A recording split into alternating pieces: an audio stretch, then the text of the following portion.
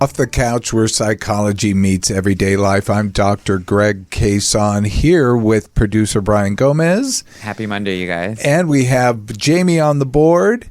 Hello, hello. And today we're going to be talking about Lyle and Eric Menendez. We're going to be talking about the Menendez brothers because I was brought into this because in the LA Times they had a full-page ad, Justice for Eric and Lyle. So I was forced to watch the current phenomenon that's on Netflix, Monsters, the Lyle and Eric Menendez story by Ryan Murphy. It's part of his trilogy of murderous stories. And I was brought back to a time because I was here in LA when all of that went down. And I was actually in school when all of that went down, which actually played a pivotal role in my understanding of the case. So, Brian, you watched the show.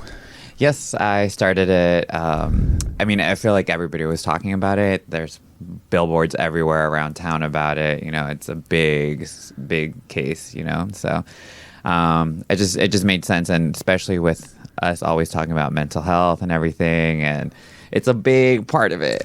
Well, it's an interesting case. It's one of those LA celebrity cases because they were a superstar family here in Los Angeles. I had no awareness of them, but they were very wealthy. He worked, I believe, for RCA Records.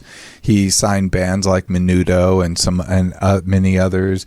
He was the president, I believe, of Hertz Rent-A-Car. Hired OJ to do their commercials.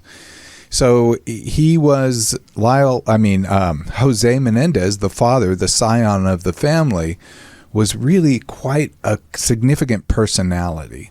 So, when his two good-looking boys, 18 and 21, Eric was 18 and Lyle was 21, took two shotguns and shot not only their father but their mother in their television viewing room, then that made national news. And then that became a big story. So let's talk about that. So in the show, they really talk about, so it all happened August 20th, 1989. So August 20th, 1989, just to let you know where I was in my life, I was just starting school. I was in the very, very first start of my school. So this was national news, but it was LA news. It was big deal here in LA because you never saw things like this come out of Beverly Hills. Wealthy family, murder, this scary stuff go down. So we all started to wonder what's really happening here. And the show itself actually starts in such an interesting way, such a creepy way from moment one that really sets the tone for the show, because Ryan Murphy's show starts with the funeral, doesn't it? Yeah. Yeah. And it just seems you feel like it's just off, like how it's happening here. Something just feels weird about it. Incredibly off. Eric, they're in the limousine on the way, I guess, to the memorial, and he's looking down at his brother's feet, and he says, "Are you wearing Dad's shoes?" And then Lyle loses his temper at some point, and then we get into the actual memorial itself, and Lyle gives a speech, this really, compelling speech, and he ends it with Milli Vanilli's song, "Girl, I'm Gonna Miss You." And "Girl, I'm Gonna Miss You," just so you know, didn't that give you the creeps? Had you even heard that song, Brian? No, but I thought it was weird. It was just weird for the funeral. Really weird. I knew it from the start. These are the lyrics. I knew it from the start. "You would break my heart, but I still had to play this painful part. You wrapped me round your little bitty finger with your magic smile. You kept me hanging on a lover's cross a while. You put your spell on me, took my breath away." This is a breakup song for lovers. Yeah, that's why I'm like, I don't know if this would be the appropriate place to play this. So what they seemed to do with Lyle almost immediately was portray aspects of what we'll talk about, which is sociopathy.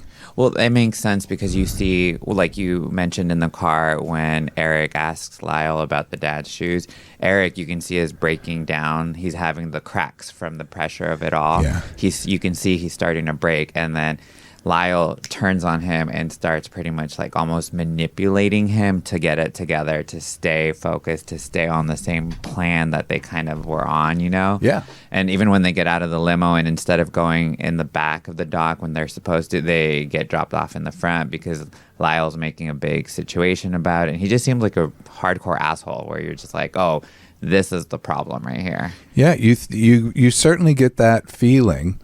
So to really understand this, though, you kind of have to back up to understand the family and what was going on with the family. So in the show, the family itself, which is portrayed, these two young, good-looking actors play Lyle and Eric Menendez. Chloe Sevigny plays the mother, Kitty Menendez.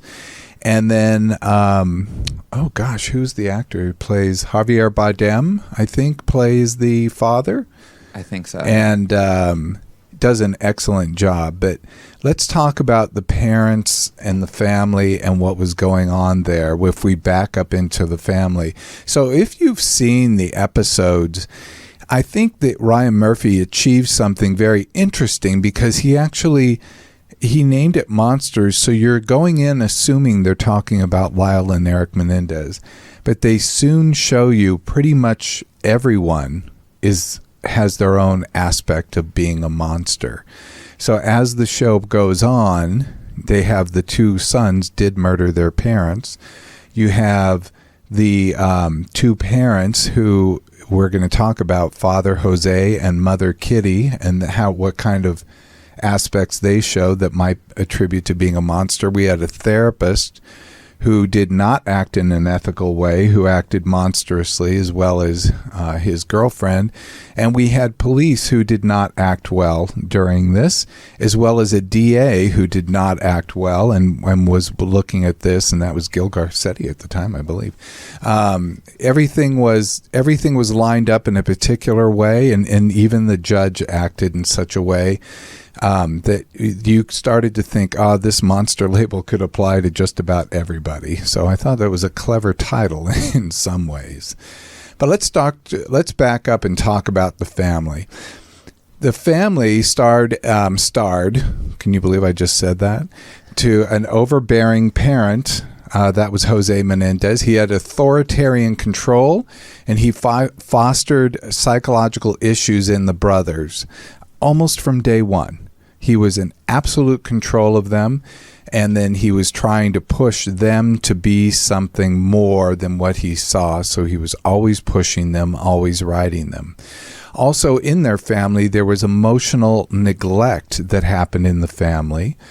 I think this was illustrated kind of interestingly because both Lyle and Eric talk about that they had to do things to make their father love them, that it was all conditional, 100% conditional. And the only time it's that, like Eric, I think, portrays in the series, but certainly in other aspects, certainly in his, certainly on the stand when he was giving testimony, because I've watched some of those as well, is that he said that was the only time that he had with his father that was special, when his father was abusing him. And what kind of abuse did his father do? Well, I think that I'm not going to pull the lead because I think bury the lead because everybody who's watched the show or is familiar with the story knows that the boys accuse Jose and Eric of being sexually molested by their father. With Lyle, the older brother, he was sexually molested from age 6 through 8. And then apparently told his father to stop doing it, and his father did. And then his father went to Eric, who was 6 at the time, and started molesting him, and continued to molest Eric till he was 18, until the murder. Damn. It's just crazy because you think of stuff like that, and it's like, dude, that's a monster. The dad is a monster. Like, just for doing, like, there's no way around that, you know? You know, it's interesting. I was watching something else, and the prosecutor of the case, the original prosecutor, the female who was in the first case, because there were two trials. The first of Lila and Eric ended in mistrials, and then the second one they were convicted. But the prosecutor in the first trials, both Lila and Eric, she said that they could not find anyone who would say something positive about Jose except his secretary. Like there was nobody that they could find. That's pretty trippy. You usually can find someone. And then I'm kind of wondering about, like, well, why is the secretary the only person that could say something nice? Well, it is interesting to me, but sometimes, and we're going to talk a little bit about this personality style, but sometimes there's a personality style that they will bring certain people into the fold and treat them well because they need a confidant. They need someone to kind of work off of. That makes sense, and that's their right hand, pretty much. So they would have to be nice to them. But in the show, they portray, that Jose is continually teaching his boys values that maybe are not conducive with leading a happy, normal life. He's extremely demanding of them. He expects perfection. He wanted Lyle to go to Princeton, which he did. He would tell them you can lie, cheat, and steal, but he says, lie, cheat, and steal, but do not fucking get caught. And that was I think, the shocking thing is that he groomed these boys for the actions they took later. Damn, so the monster created monsters, pretty much. But let's talk about Jose Menendez. Now, of course, I've not worked with him. I'm not giving him a diagnosis per se, but I'm going to talk about diagnostic possibilities for all of these people because I think this plays into a dynamic that isn't unusual. The first, which we've talked about before, is the dark triad personality. Dark triad personality is... it's something that it's represented by three personality aspects. Two of them we diagnose, which is psychopathy or sociopathy or antisocial personality disorder and narcissism. But it also includes something called Machiavellianism. So psychopathy is being impulsive, emotionally cold, remorseless.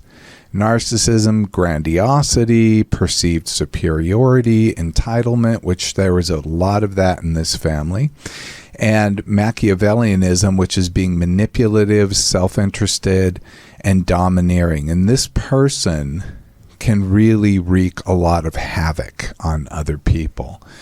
And the dark triad personality really could help explain why Kitty was in the position that she was. So Kitty, his wife, one wonders in these kinds of abuse situations how a wife could sit back while this is going on. I mean, how does she not know? I think that's a very common question. How does the mother not know? And it sucks because I feel like in like real situations when this is happening, when a parent is abusing a child, the other parent usually doesn't know, or somehow turns a blind eye to it.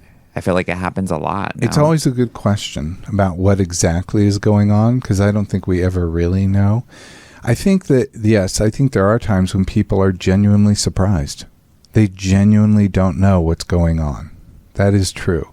And often maybe the parents being more narcissistic, more obsessed with their own self and their own lives, that they don't really tune into what's going on with their kids. So that is a possibility, or maybe the parents traveling a lot, but there could be different things where they don't see this happening. But also, there's a possibility that they do know what's going on. And there could be other explanations for why they stay. This was actually a really hard thing for me to watch, just to let you know, because although I did not experience sexual abuse or molestation, I did grow up with someone who had a very challenging personality in my father, and that all of us kids really, I understood what these boys were dealing with in many ways, not in all of the ways, but I really understood how difficult it was for them, and I think that's why I was compelled to talk about this, because I kept hearing either people are like, oh, free them, everything's good, no problem, what happened, which is, shocking on one end, and, throw the book at them, keep them in jail forever, put them to death, people being rather harsh, completely unsympathetic and no empathy for what's going on. So I think there's really a more nuanced tale, and it's a more difficult one. So with Kitty, I think, I'm always interested because the somebody who might have these things, like if Jose had dark triad or he just had aspects of them, he certainly was a very controlling, domineering, authoritarian presence where he was abusing these kids, rather physically, emotionally, yelling, controlling behavior, demanding behavior, and having conditional love. All of those things can be extremely difficult to work with. And what does that do to Kitty? What do you think? Well, on the show, it talks about that the dad had cheated on her and she still stayed, and how she was like addicted almost to the dad. That's very interesting you say that, because I'm thinking, she probably had something that at the time was identified as battered woman syndrome. We now call it battered person syndrome because we now realize that you can be a battered person. You don't have to be just a woman. But back then, we thought this only happened to women. We thought that the man, who was always the controlling, manipulative one, and the battered person was always a wife. Like we were pretty rigid with our, not me personally. But that society. was society. We're in psychological society. So let's talk about Kitty Menendez, because I really wanted to look at the battered woman syndrome and look at the cycle of the battered woman syndrome. Basically, what happens in battered woman syndrome is first things start somewhat normal. And then because the person's probably more narcissistic, more impulsive, more sociopathic, whatever, they kind of are left with unmet needs and unresolved issues. And this can lead to more anxiety, insecurity, depression. And so they'll really seek love. They'll really try to be a better wife, a better partner, a better person. And they'll do that, and they can find temporary relief. They can please and appease their partner and just be just that wonderful thing, and the partner continues to be controlling and abusive. And then when the partner becomes controlling and abusive, you can start being afraid or withdrawn or angry, and it starts to cause all these emotions to come out. And then you kind of go through this reconciliation process, and it goes back to normal. To really shorten it, to say that often what happens is there's a sweet, coming together. The person who's in the abused position will often try to be their best. The person who's the abuser will often snap, and sometimes it's rather unpredictable.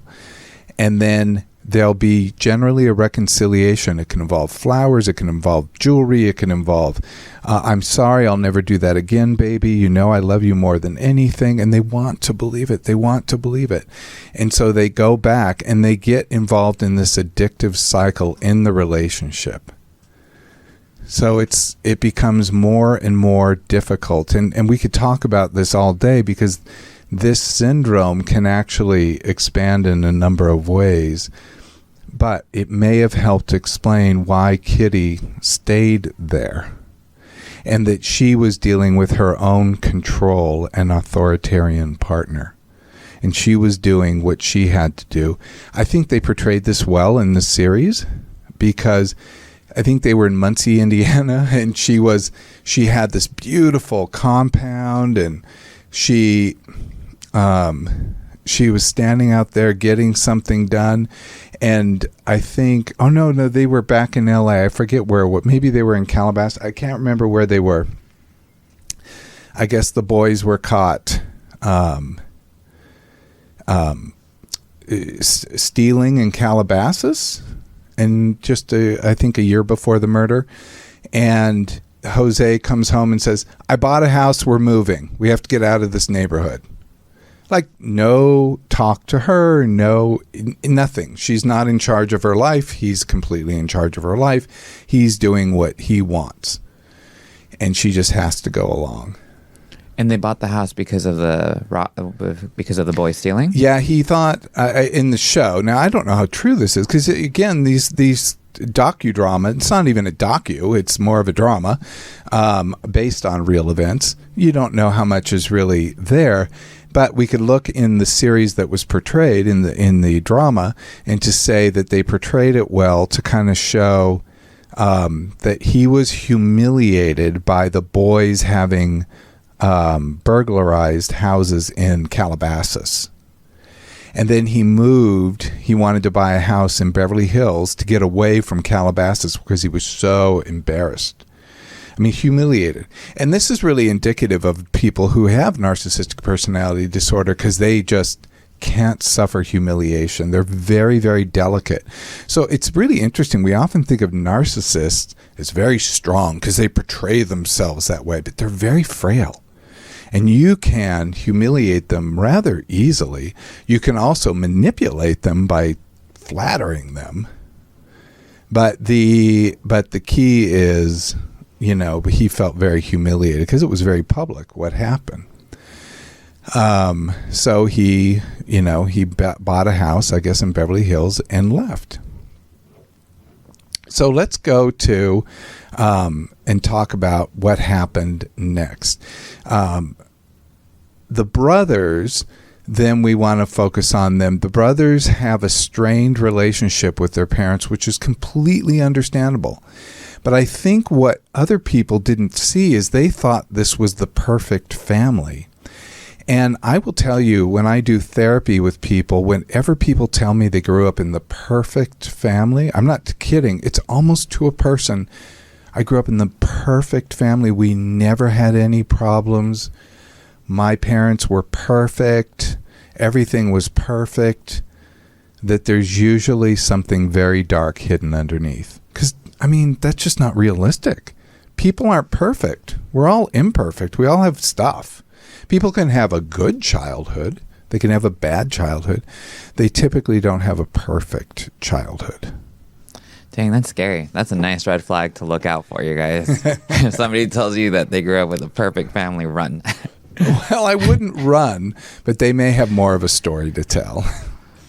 Because they may have themselves be suffering from a great deal of abuse. And they may just have wanted to paint it over with this public picture, which is often the case in these very domineering families, that they want to paint a picture of perfection, and that they will actually ask their victims to not talk about it, and to threaten them if they talk about it. And in fact, Eric said that in the trial, that he wanted his father to stop, and his father came back with a knife. Instead, if he ever told anyone, he would kill him.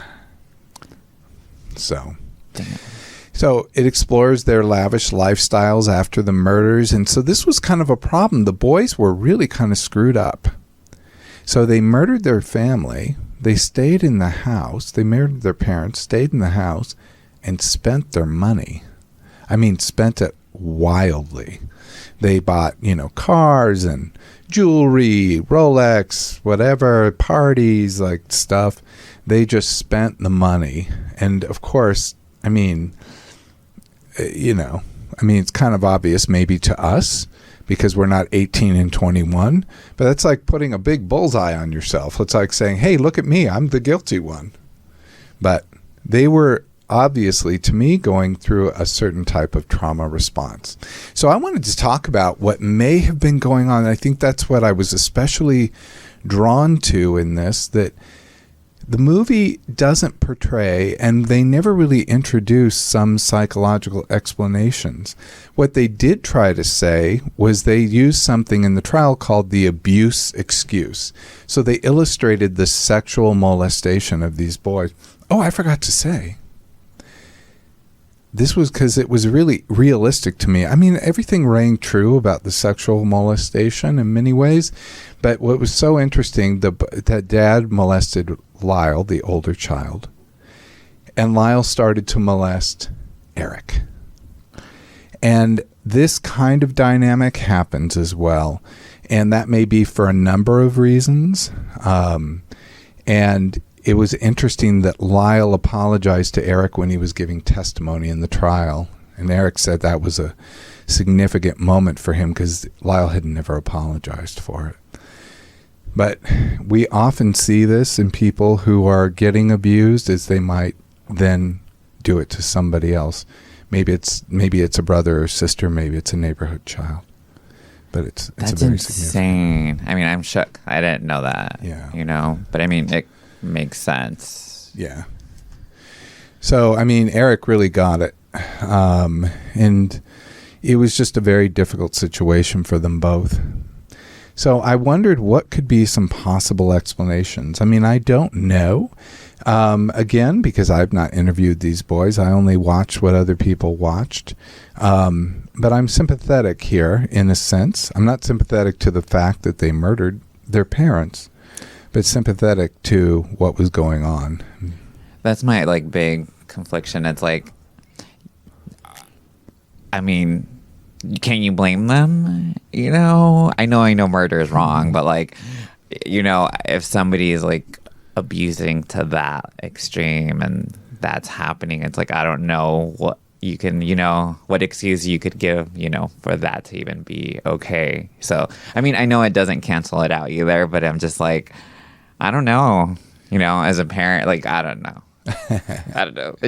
It's intense, but I don't know. Part of me is well, he kind of deserved it. Well, it's very funny because I just had to watch this and think, I understand, but I still think the action is wrong. Well, yeah, the action is wrong. Like I said, murder. And in the series, it's when they're talking to the therapist, Lyle's asking or telling him if he can say that he's a good person. No, it was Eric, I think, asking if he still thinks he's a good person, even though this thing happened, that they murdered their parents. It's such a, that was very interesting you keyed in on that, because it's something I see with clients too, because people will often, when they've done something, they will assert or wonder about their own goodness. And I will try to help them to see that the action may not be good. But it doesn't mean that they themselves are not a good person. In fact, I try to avoid labeling somebody good or bad. I just try to say we're all people, good and bad, but that but the actions can be good or bad. Yeah, and then it goes into that whole part of it where it's if it's in the moment and you kill them in the moment, where you're just self-defense while it's happening, but they kind of planned the situation to murder their parents. I feel that, which they did, which they did. So it's not they asserted that they were afraid that their parents were going to kill them. Was that true? Who knows? But I do believe they were living in just sort of a constant trauma of what was going on. And so much so that, during these situations, people who experience this kind of abuse, they kind of drift in and out of, that's real life for them. It's just normal life. They don't think, oh, this is terrible. Like people who say, oh, they should have run away. They should have told somebody. I can tell you when I was a little kid, I thought, not only can I not tell somebody, but if I tell somebody, I'm going to get beaten up even more. So I thought that I cannot tell anyone because it would put me in danger. I really thought that. So and I'm sure that's the same with a lot of people going through any abuse or trauma. No, it's true. And I think the other thing that people think, because I used to think that, and I used to experience this, is when you did try to tell people, they wouldn't believe you. And I think it's a different situation too with them being boys. Yeah. Instead of girls, where although it happens, like as society, we're kind of molded to think that doesn't really happen. Right. That is true. So being a boy is going to protect them more than, is going to give the impression that they can't be hurt and they can't be sexually abused. And I think this was part in the first trial why it was a hung jury. All the women voted not guilty, or I guess to give them manslaughter or whatever it was, and they were trying to figure out in the trial. And all the men wanted to give them guilty of first-degree murder. So, which could lead to the death penalty here in California. So it was looking at which one of those, and the women were sympathetic, seeing this as real. And apparently, what came out is that the men didn't believe boys could be sexually abused. By the way, 1 in 6 boys are sexually abused. 1 in 6. So it's incredibly common. Incredibly common. But that's the thing. It's like most guys won't speak out about it because of that situation. And like you said, even if you do speak out, then your whole image is painted completely different of you as a person too. You know. That is true. That is true. Actually, on Netflix, they have a Menendez brothers documentary. They have a clip from the Oprah Winfrey Show. And there's an Oprah Winfrey Show where she does on male sexual abuse. And she has a whole audience of men. It's giving me goosebumps. A whole audience filled with men holding up pictures of the age they were when they were sexually abused. Wow. And it's incredibly powerful. It's an incredibly powerful visual. Damn, I would watch that just to... Well, yeah. So the boys were not dealing with a normal situation. And I think even if they weren't being sexually abused, the amount of emotional and physical abuse that they were experiencing was bad enough. But then we get in psychological abuse, but then we get into that, and it just really starts to really twist their understanding of the world. So we look at different phenomena. You know, one thing that came up for me as I was watching this, I was thinking of Stockholm Syndrome. So Stockholm Syndrome is a psychological phenomenon where the hostages bond with their captors. And you're like, Greg, they weren't hostages. These weren't captors. But when you're a child, you don't feel like you have any options. You have to comply. You're with your parents. You can't run away, or if you do, you can't get far. I think Eric did talk about somewhere that he tried to run away when he was a kid, but would only ever get to like his aunt's house. But that's totally normal kid running away, because they can still find you, and you have no idea what's going on. But you just want to get away from situations. So what happens in Stockholm Syndrome is a result, like when people are hostages, they start to develop empathy towards their aggressor. They even may take on their cause. There's a rationalization of their captor's behavior, like, oh, they're doing it for a good cause. They're doing it because of this or that. So they start to...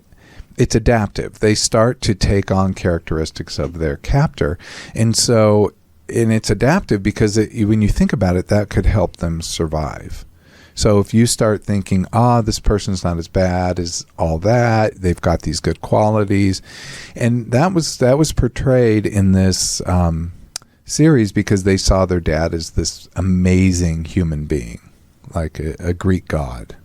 Yeah, even after they murdered them, how he gave that speech and was trying to do a book about him, and still saw him in like this great hero figure for him, He was a great hero figure for them.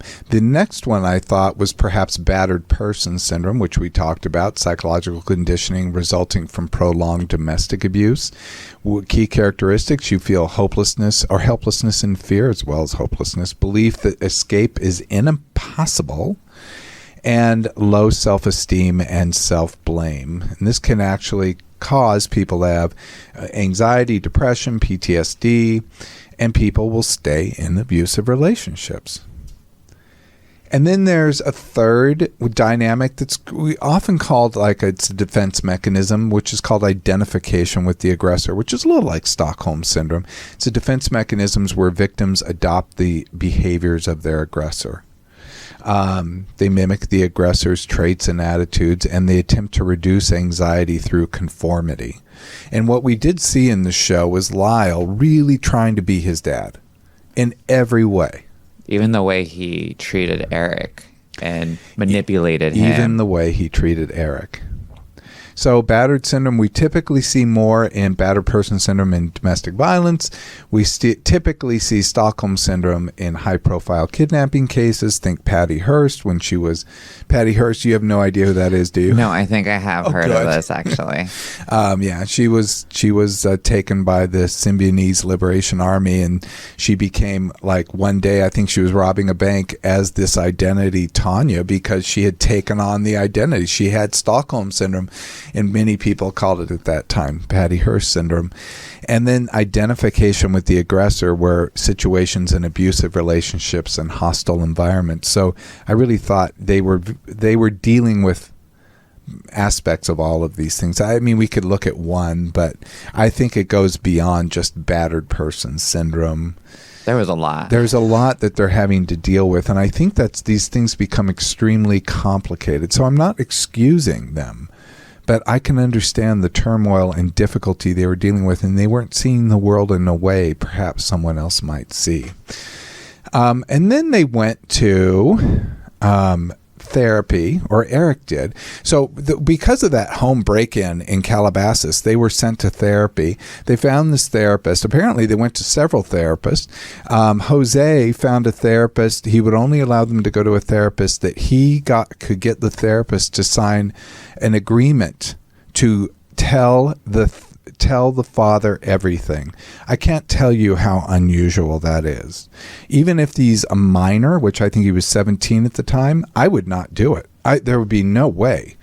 I would say that, we would come to an agreement. I would come to an agreement with the parent to say if there's anything serious where they're putting themselves or others in danger, they're being abused, or these kinds of general confidentiality things that we do try to talk to parents about, and we would get everyone to agree with the child in the room, the whole thing. I don't see children, so it's not really much of a problem, but this is, if I were to do something like this. But he found this therapist, and so Eric and Lyle had to go to this therapist as part of their probation. It's like a totally normal thing that has to happen to get the court side off in the document. This was Dr. Jerome Oziel. He was a psychologist, but when they went to see him, his license was already on probation. Which cracks me up. So and we'll talk about that, but it's like this guy was already a problem in the Netflix documentary, or not documentary, I'm sorry, in the Netflix drama series, Monsters, they portray him as a real sleazebag. And I don't know. I think, even if he wasn't that interpersonally sleazy, that his actions really were. And let me talk about what those were. So Eric confides in his therapist, Dr. Jerome Oziel, and confesses. He originally saw them in 1988. And Dr. Oziel apparently records their sessions, and that those recordings often later become evidence. And let's talk about how that happened. So he asked in the show Eric to say every detail. Immediately, as a therapist, I'm watching this and going, that's the wrong approach. Somebody just tells you that they murdered their parents. You don't go, tell me every detail. Let's get every single detail on the table. This is actually important to know for trauma treatment and treating PTSD to go down that road.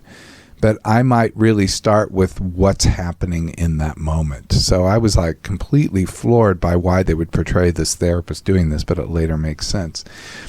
And it's interesting because we don't often think about, that murders are not unusual. A quarter of all murders apparently involve family members. So this kinds of thing can happen.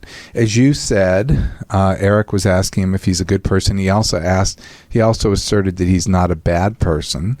But Eric did in the show portray that he was having PTSD. So when I was saying, this is like classic PTSD, so maybe I didn't really know. I mean, I knew some things, but I thought maybe it was just an awkward portrayal of PTSD treatment.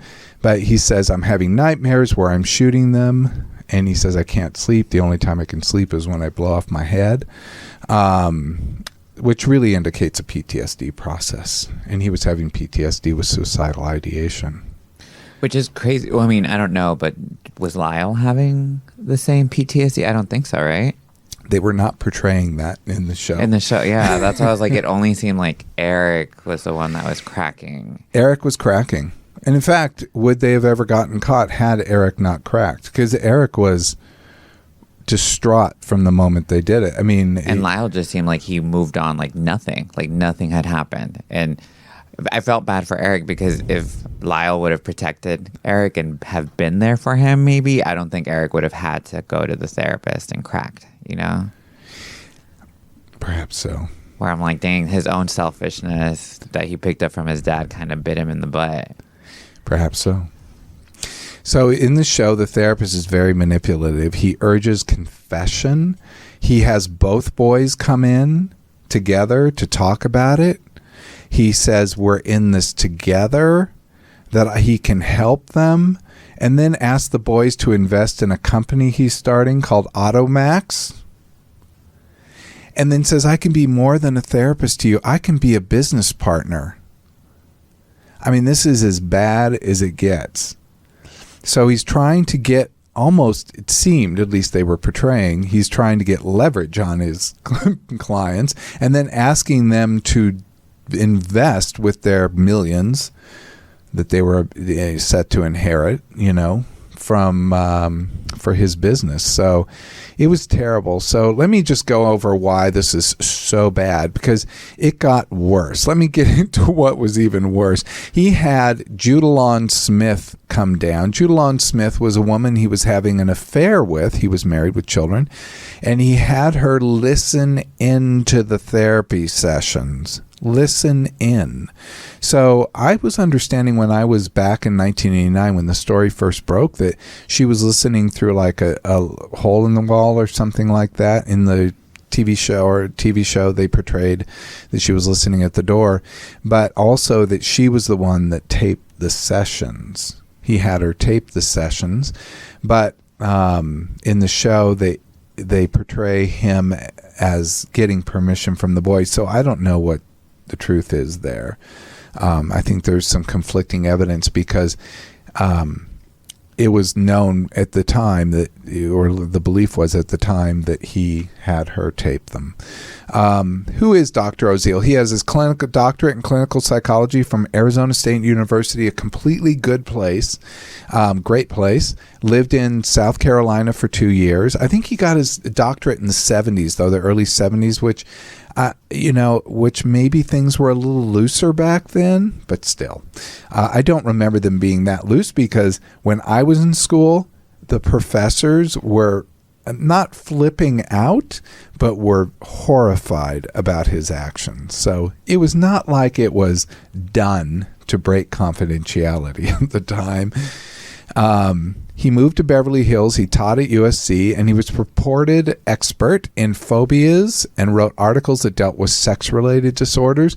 And when Jose found him, he was on probation by the California State Board of Psychology for an improper dual relationship where he exchanged therapy for work done around the house by a construction worker. So the guy's already a problem. Then he gets this woman to listen in on the therapy session with the boys, which is just terrible. And who's he having an affair with, too? He's having an affair with, but guess what? She's a former client. Oh, no. So I guess I have trouble looking at him in a positive way. He allowed her to audio tape the session with the boys and to make copies. I can't even imagine. Make copies. And he was saying in the show, because he's afraid for his life. If you're afraid for your life as a therapist, guess what? You end the therapy relationship. That is actually the protocol. If you're afraid of your client, if your client makes a threat to you, you have to end the therapy at that moment, because at that moment you can't have therapy anymore, because your fear is not conducive for therapy. You have to just end the therapy. You can get them out of your office and end the therapy, but you have to end the therapy. That is just ethical protocol. And then, like, for this situation, like how they confessed the murder, like I know you guys have confidentiality stuff that you guys can't say anything, but it's like, what do you do in this situation? Let's talk about confidentiality. So California Evidence Code 1010, the code establishes confidentiality communications between a therapist and a client. Let me go over those things really quickly. Danger to self or others. If someone were to is going to do something that could cause someone else to die, or the property of a person where someone could be killed, then we actually are obligated reporters. We have mandated reporters. We have to report that to the police and try to warn the victims. That is actually the law in the state of California. That is the Tarasoff law. If somebody threatens harm to themselves, we have the option of breaking confidentiality, the option to try to protect them. We're not mandated, but at the same time, all bets are off. If someone says they're going to kill themselves, then we can feel free to call the police, call a relative, whatever, to try to get that person safe or get them committed, whatever it is. We now have that option. Child abuse. If a child is being abused at this time, whether they're doing it or someone else is doing it, and they tell us about it, like so-and-so child is being abused at this time, we are obligated. We are mandated reporters. Elder or dependent person abuse. It's the same as child abuse, but if your dependent person is between 18 and 64, but they can't take care of themselves, or 65 and older, where they're being abused, including financial abuse or financial neglect. I mean, there could be lots of ways that this could happen. We are mandated reporters. But there's also court orders. A court can go, hey, you have to turn over your records. They don't do that easily. A court did that in this case. We'll go back to that. And legal proceedings. If a client brings up their mental health status in a court of law and they're giving that as an excuse for a crime they committed, guess what? They've just given up all their confidentiality. But in this case, with them confessing to the murder, that's not reportable. So I went through all the things because I want to illustrate that we have a lot, but if someone's already committed a crime, we are not only not mandated reporters, we can't tell. It is actually against the law. I did see this in another show called Evil as well, too, where she murdered somebody and told her therapist, and he couldn't do anything. He can't. Yeah. So it's not only that we have the option to keep our mouths shut, we can't. Because the theory is, of course, that then you have to just deal with what's in front of you. You're not preventing anything. It's already happened. Now, if something else is going to happen and you get word of that, then you're obligated. Or you as a therapist could end the relationship if you feel you can't manage that particular issue, because it's certainly if that's beyond your scope, and that would be on most therapists' scope. So it's a tough one. But in that instance, Eric came in pain wanting to deal with this, and the therapist maybe didn't take the best route. He saw an opportunity. That's what it seemed like. And I was just a little horrified about the whole thing. By the way, he no longer has a license. His license was taken in 1992. I can't remember. It was 93. Like, it wasn't too long ago. Maybe 97. Board of Psychology took his license away. Let me see if I can find this. Yeah, they took his license away, basically for having sex with a patient, and maybe it was her. I don't know if that was the patient, and for breaking confidentiality, because that wasn't a small break of confidentiality. That was a big giant break. You don't record your sessions without patients knowing. He's in the series, in the Ryan Murphy series, they seem to know, but so I don't know what the truth is. But even if they know, I don't record sessions. I guess I would record a session if it were like for a reason. Let's record this session for this reason, not for rando reasons. Yeah, that was just a big, like, dang. I don't know. You just saw everything spiral from there on the show. Yeah, it's scary. So they did. They had Dr. Oziel testify at the first trial, and he was such a mess that that probably played a role in the mistrial. And then they only played one of the tape confessions in the second trial, and that tape confession just made. I think it was of Lyle, or maybe the two of them, but they both looked. They both look bad at that point. Dr. Oziel denied any wrongdoing, but gave up his license without contesting, alleging he wasn't living in the state any longer. Oh, I don't need that thing anymore, that little thing. I'm telling you. He moved to New Mexico. He's living in Albuquerque, and he works as a staff member at something called the Marital Mediation Center.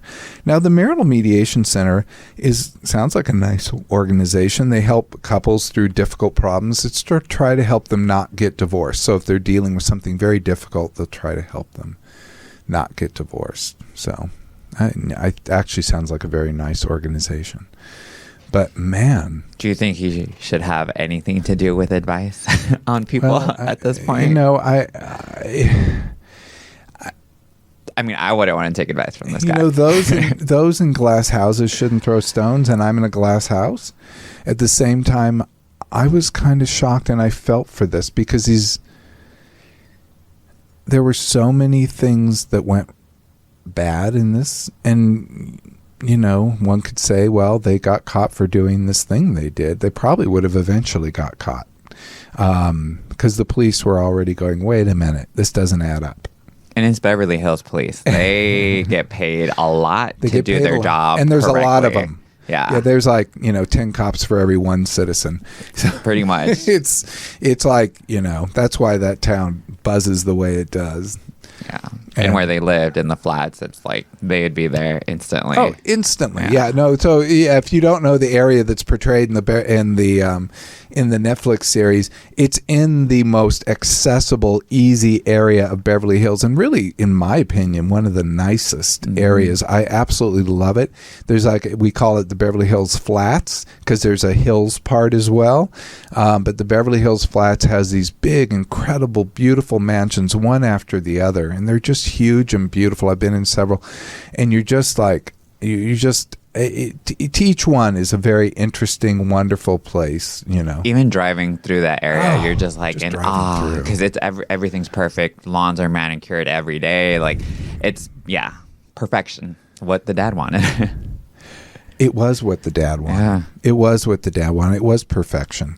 And I think that's what floored everyone. And again, to go all the way back, this is why this was grabbed onto us back in the late 80s and has persisted to this very day, which led to this LA Times ad, Justice for Eric and Lyle, why you have Kim Kardashian hailing their cause, why you have Rosie O'Donnell talking about them. I mean, you've got significant people who are trying to get them out.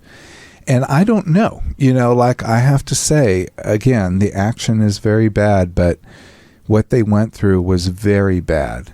And I think, and like I said about me and glass houses, also me in glass houses and anyone who grew up in a challenging situation. And I didn't grow up in as bad of a situation as certainly these boys had.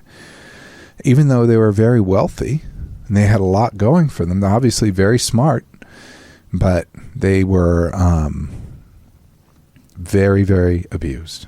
And then do you also think, like with the series and the documentary, and I know new things have come up for their trial and everything, does this paint them in a certain way, or does you think this would help them almost? Because, the public sees this. I think it's going to help them because there's a whole trend on TikTok now where everyone's like, justice for Eric and Lyle.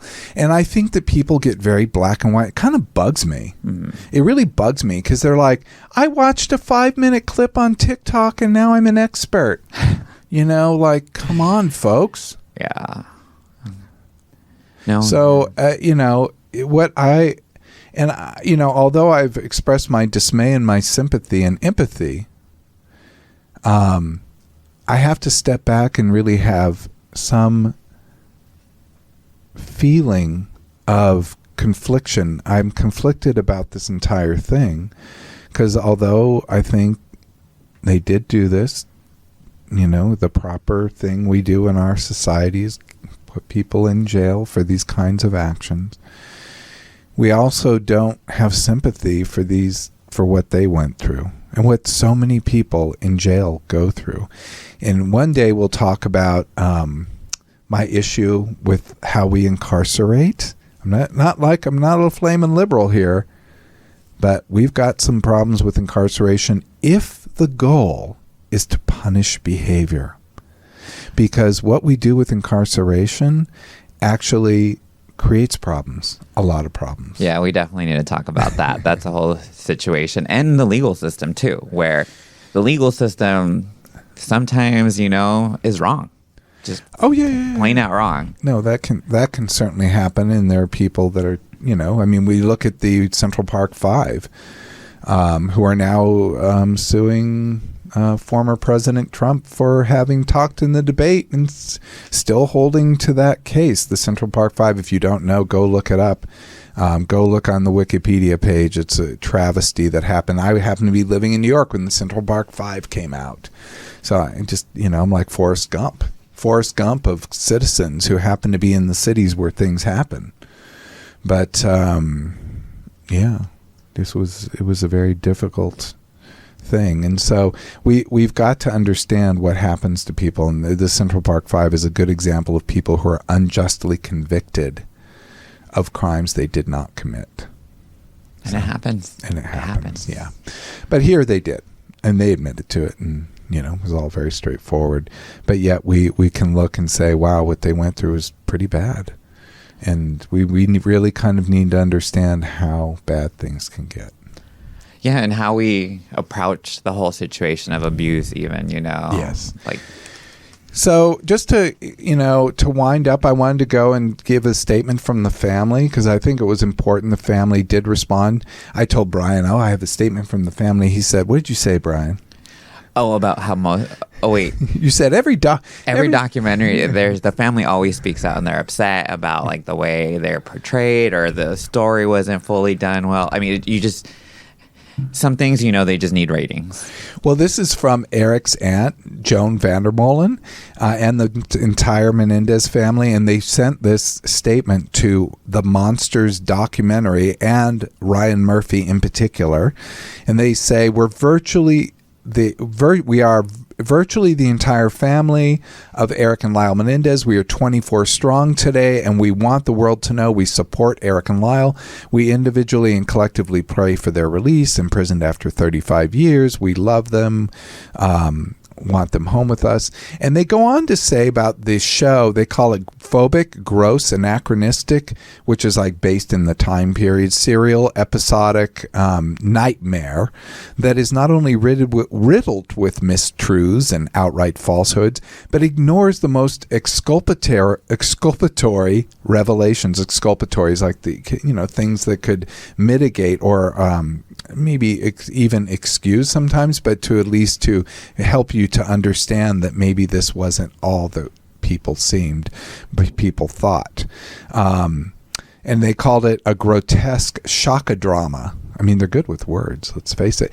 But they really went after Dominic Dunn because they said that Ryan Murphy based a lot of his stuff on Dominic Dunn. And if you watch the series, you see kind of a guy, kind of a Truman Capote type, who's the author, and he's talking about things. And he wrote a very big expose. I think it was in Vanity Fair, and he followed the trial, and he was just wanted to see these boys convicted. In fact, it seemed like everyone did, and the tide really turned against them, and public opinion was very much against them. But Dominic Dunn was a big part of this, and they said that Lyle and Eric, the story of Lyle and Eric in Monsters was largely based on his portrayal rather than maybe some interviews with them. So it was really a tragic situation. So I had to feel for the family too. And this really goes to show you when somebody is murdered that there are ripple effects that continue to affect everybody around them for years. It doesn't stop with the murder. People think, murder, it's over. People move on. I say this when people threaten suicide. No, I go, people never get over suicide. Never. Oh, yeah, no, they'll get on. They'll move on with their lives. Again, they might move, but they won't move on. I go, they'll have emotional upset for the rest of their lives about what happened, wondering what they did, how they were guilty, et cetera, et cetera. And there was so much in this story that kind of rang true of, the relatives, the parents. One of the cousins actually was told when Lyle was 8 that when Lyle was 8, she was a little girl, and Lyle told her he was being abused by his dad. He said his dad touched him. So that was my in his train of genital. thought when the whole thing about the family speaking out and how they have their back and everything. It's like, yeah, it's easy to say behind a keyboard and just, to make your statement, but it's like, where was the family the entire time these kids were No, being the family abused? knew. The family all testified that, he was really a very, very difficult, and I'm being very nice here, difficult person, and that he, and the one cousin did get, Lyle told her. She said that she went up and told the mother. The mother came downstairs and said to Eric, and she said nothing, took the child back upstairs and didn't believe her. Wouldn't believe her. Just took Eric upstairs. Damn. So he took him out, wouldn't say a thing. So I think this is really shocking, and again, we look at these roles of these people in this family. I think it's a dark story and one we can all continue to talk about, but I think we've probably overstayed our time as it is. Yes. Thank you so much. That does wrap up the show for today. I know this was a tough one to talk about. I had written down a thing for... Okay, well, if you go to our YouTube page, youtube.com/Dr. Greg, I'll have resources you can contact. Because I didn't put them here. But there are several resources to talk to if you or someone has been abused and you want to talk about it. If you like the show for today, please like, subscribe, give us 5 stars. Also, if you have any questions, hit us up. Hit Brian or us up at Ask Dr. Greg. Until then, this is Dr. Greg, Brian, and Jamie bidding you farewell. So be present, be flexible, and be kind.